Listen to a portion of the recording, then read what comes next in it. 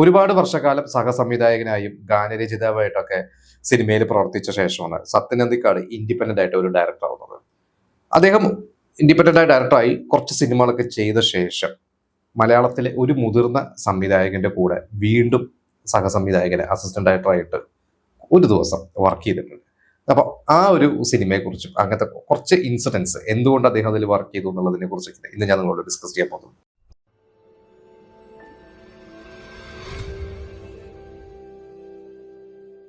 1982 സത്യൻ അന്തിക്കാട് ആദ്യമായിട്ട് ഒരു സിനിമ സംവിധാനം ചെയ്യുന്നത്. കുറുക്കന്റെ കല്യാണം എന്ന ഒരു സിനിമ.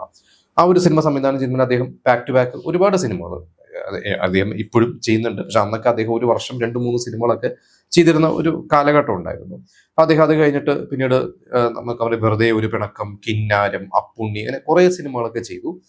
ഇത് കഴിഞ്ഞിട്ട് അദ്ദേഹം അടുത്തടുത്ത് എന്ന് പറയുന്ന ഒരു സിനിമ, അതിൽ റഹ്മാനൊക്കെ ആയിരുന്നു അതിലൊരു പ്രധാന വേഷം. തിലകനുണ്ട്, കരമന ജനാർദ്ദനുണ്ട്, ഒരുപാട് പേരുണ്ട്. അപ്പൊ ആ ഒരു സിനിമയുടെ പ്രീ പ്രൊഡക്ഷൻ ഒക്കെ നടക്കുമ്പോൾ അതിന്റെ പ്രൊഡ്യൂസേഴ്സ് മുരളി മൂവീസ് രാമചന്ദ്രൻ, അദ്ദേഹം മറ്റൊരു സിനിമ അന്ന് പ്ലാൻ ചെയ്യാണ്. അത് സേതുമാധവൻ എന്ന് പറയുന്ന പഴയ വലിയ ലെജൻഡാണ്, നമുക്കറിയാം. അദ്ദേഹത്തിനെ വെച്ചിട്ടാണ് സിനിമ, അദ്ദേഹം സംവിധാനം ചെയ്യുന്ന ഒരു സിനിമയായിരുന്നു. അത് കെ സുരേന്ദ്രൻ എന്ന് പറയുന്ന ഒരു എഴുത്തുകാരന്റെ ശക്തി എന്ന് പറയുന്ന ഒരു നോവലിനെ ബേസ് ചെയ്തിട്ടായിരുന്നു. ഭരത് ഗോപി നായകൻ വേണ്ടിയിട്ട്. അപ്പൊ അത് പെട്ടെന്ന് തുടങ്ങണം. അപ്പൊ Sathyan Anthikad cinema pre production ആവുന്നുള്ളൂ. ഈ സിനിമ പെട്ടെന്ന് ഉടനെ തുടങ്ങി വെക്കണം. കാരണം അത് അന്ന് ജോൾസനൊക്കെ നോക്കി ഇവര് സമയവും കാര്യങ്ങളൊക്കെ നോക്കി കഴിഞ്ഞപ്പോൾ അതൊരു ഇമ്മീഡിയറ്റ് ആയിട്ട് അന്ന് തൊട്ടടുത്തൊരു ദിവസം തന്നെ സ്റ്റാർട്ട് ചെയ്യണം. അപ്പൊ ഭരത് ഗോപിനെ അന്ന് കൊണ്ടുവന്നു. എനിക്കൊണ്ട് വേറെ ആർട്ടിസ്റ്റുകളൊക്കെ ഉണ്ടായിരുന്നു. അവർ കൊണ്ടുവന്നിട്ട് ആദ്യത്തെ ദിവസം തുടങ്ങാൻ വേണ്ടി അന്ന് പൂജാ ചടങ്ങ് കാര്യങ്ങളൊക്കെ നടത്തുകയാണ്. അന്നത്തെ ദിവസം ഒരു ഷൂട്ട് നടത്തുകയാണ്. അപ്പൊ സത്യൻ അന്തിക്കാടൊക്കെ അന്ന് അവിടെ ഉണ്ട്, ലൊക്കേഷനുണ്ട്. അപ്പോൾ സത്യൻ അന്തിക്കാട് ഈ സേതുമാധവൻ സാറിന്റെ അസിസ്റ്റന്റ് ഡയറക്ടേഴ്സ് ഒന്നും അവിടെ വന്നിട്ടില്ല. കാരണം ഇത് ജസ്റ്റ് ഒരു പൂജാ ചടങ്ങും സ്റ്റാർട്ടിംഗ് ഡേ ആയതുകൊണ്ട് അവരാരും വന്നിട്ടില്ല അന്ന്. അപ്പൊ സത്യൻ അന്തിക്കാട് അങ്ങോട്ട് പോയിട്ട് പറഞ്ഞു, ഞാൻ സാറിനെ അസിസ്റ്റ് ചെയ്യും. ഞാൻ ഒരുപാട് കാലം അസിസ്റ്റന്റ് ആയിട്ടും അസോസിയേറ്റ് ആയിട്ടൊക്കെ വർക്ക് ചെയ്തിട്ടുള്ളതാണ്. അതുകൊണ്ട് എനിക്കതൊരു ബുദ്ധിമുട്ടുള്ള കാര്യമില്ല. സേതുമാധവൻ സാറിന്റെ കൂടെ എനിക്ക് വർക്ക് ചെയ്യണമെന്ന് ഭയങ്കര ആഗ്രഹമുണ്ട്, ഞാൻ അസിസ്റ്റ് ചെയ്യട്ടെ എന്ന് ചോദിച്ചത്.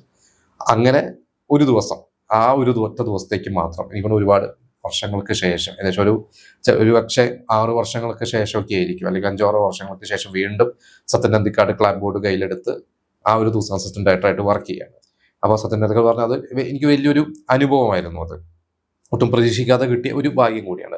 പിന്നെ സേതുമാധവൻ എന്ന് പറയുന്ന ആ ഒരു സംവിധായകന്റെ ഒരു നോളജ്, അല്ലെങ്കിൽ ഒരു സംവിധായകൻ എന്ന് പറയുന്നത് വെറുതെ ഒരു ജസ്റ്റ് അത് ഒരു ഷോട്ട് എടുക്കുക അല്ലെങ്കിൽ ഒരു ടെക്നിക്കൽ സൈഡ് മാത്രം നോക്കുന്നല്ല, വളരെ ഡീപ്പായിട്ട് അതിൽ ഭരത് ഗോപിയുടെ ഒരു കഥാപാത്രം ഭയങ്കര പൊങ്ങച്ചൊക്കെ പറയുന്ന ഒരു കഥാപാത്രമാണ്. അപ്പോൾ സേതുമാധവൻ അങ്ങോട്ട് പറഞ്ഞു, പൊങ്ങച്ചം കഥാപാത്രം പൊങ്ങച്ചക്കാരനാണ്. അപ്പോൾ കാലിന്റെ ഒരു ഉപ്പുറ്റിയൊക്കെ കാലൊന്ന് ഉയർത്തി സംസാരിക്കുമ്പോൾ അത്ര ഭയങ്കര ഡീപ്പായിട്ട് ആ ഒരു ക്യാരക്ടറിനെ ഉൾക്കൊണ്ടിട്ടുള്ള ഒരു സംവിധായകനാണ്. അങ്ങനെ ഭരത് ഗോപിയോട് പറഞ്ഞു, ഭരത് ഗോപി അത് ചെയ്തു. അങ്ങനെ ആ ഒരു ഭരത് ഗോപി ഒരു അസാധ്യമായിട്ടുള്ള നടനാണ്.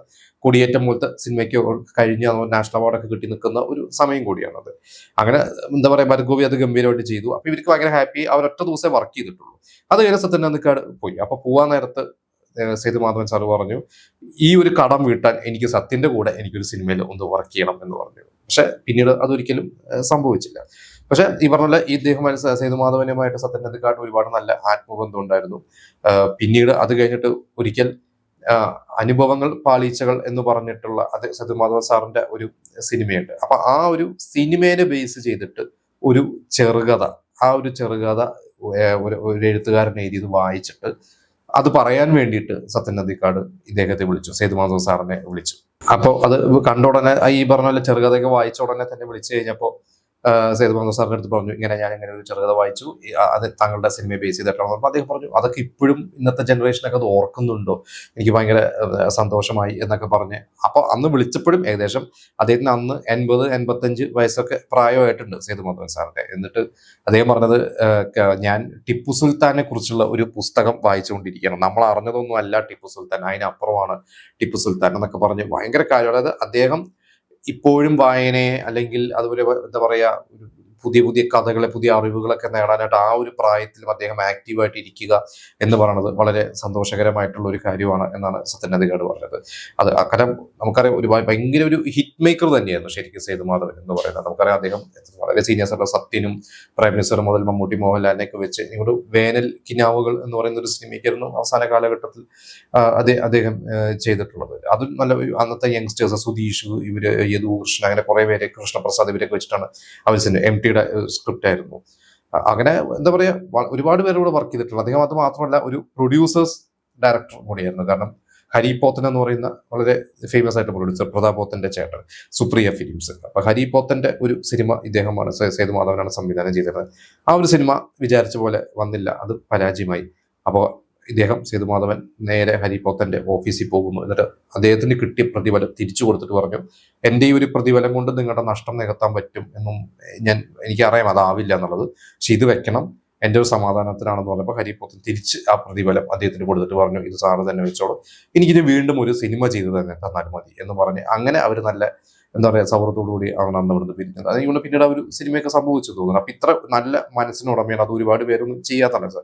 പ്രൈം മിനിസ്റ്ററിന്റെ പോലെയോ അങ്ങനെ ഒരുപാട് വളരെ കുറച്ച് പേരൊക്കെയാണ് അങ്ങനെ കിട്ടിയ പ്രതിഫലം തിരിച്ചു കൊടുക്കുകയും ആ നിർമ്മാതാവിന് വേറൊരു സിനിമ ചെയ്തു കൊടുക്കാം എന്നൊക്കെ പറയുന്നത് ഇപ്പോഴും ഉണ്ട്. ഇപ്പോൾ ഈ അടുത്തും ടോവിനോ എന്ന് പറയുന്ന നടനെ കുറിച്ചൊക്കെ പല പ്രൊഡ്യൂസേഴ്സ് ഒക്കെ പറഞ്ഞിട്ടൊക്കെ അങ്ങനെ ചില സിനിമ, എനിക്കിവിടെ ഐഡന്റിറ്റി എന്ന് പറയുന്ന ഒരു സിനിമയാണ് തോന്നുന്നത്, ആ ഒരു സിനിമയൊക്കെ വിചാരിച്ച പോലെ വരാത്തത് കൊണ്ട് വീണ്ടും അതേ പ്രൊഡ്യൂസേഴ്സിന് വീണ്ടും ചെയ്തു കൊടുക്കാമെന്നൊക്കെ ടോവിനോ ഒക്കെ പറഞ്ഞെന്നൊക്കെ കേട്ടിട്ടുണ്ട്. അപ്പൊ എന്തായാലും ഞാൻ ഇതിനെ കുറിച്ച് പറഞ്ഞതാണ്.